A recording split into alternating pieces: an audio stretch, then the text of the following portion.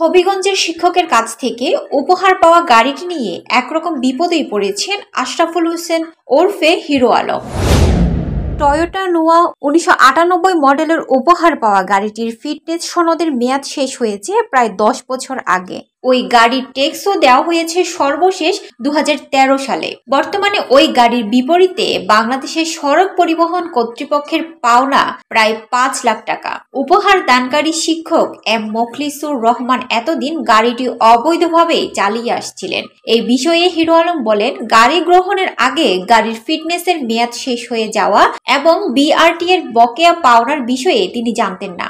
পরে গাড়ির কাগজপত্র যাচাই করতে গিয়ে তিনি বিষয়টি বুঝতে পারেন। হিরো আলমকে গাড়ি উপহার দেওয়া এম মুখলিসুর রহমান হবিগঞ্জের চুনারুঘাট উপজেলার নরপতি গ্রামের Haji Abdul Jabbar GL academy and high স্কুলের প্রধান শিক্ষক।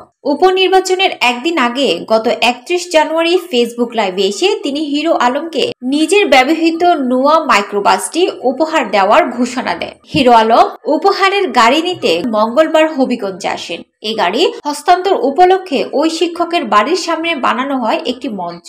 নানা আয়োজন ও আনুষ্ঠানিকতার মধ্য দিয়ে হিরো আলমকে এই গাড়ি হস্তান্তর করা হয়। মোখলিসুর রহমান বলেন, 2018 সালে গাড়িটি তিনি কিনেছিলেন। এই গাড়ির সর্বশেষ ট্যাক্স দেওয়া হয়েছিল 2013 সালের 18 মার্চ।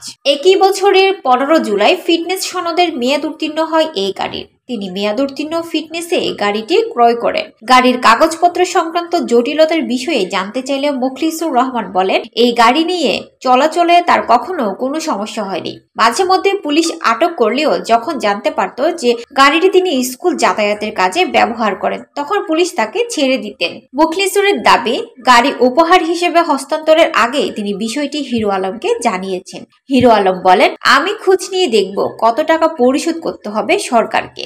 আমি যেহেতু এই গাড়ি অ্যাম্বুলেন্স হিসেবে ব্যবহার করব, সুতরাং এটা জনসেবায় ব্যবহৃত হবে। আশা করি সরকার বা বিআরটিআর কর্তৃপক্ষ বকেয়ার বিষয়ে ছাড় দিবে।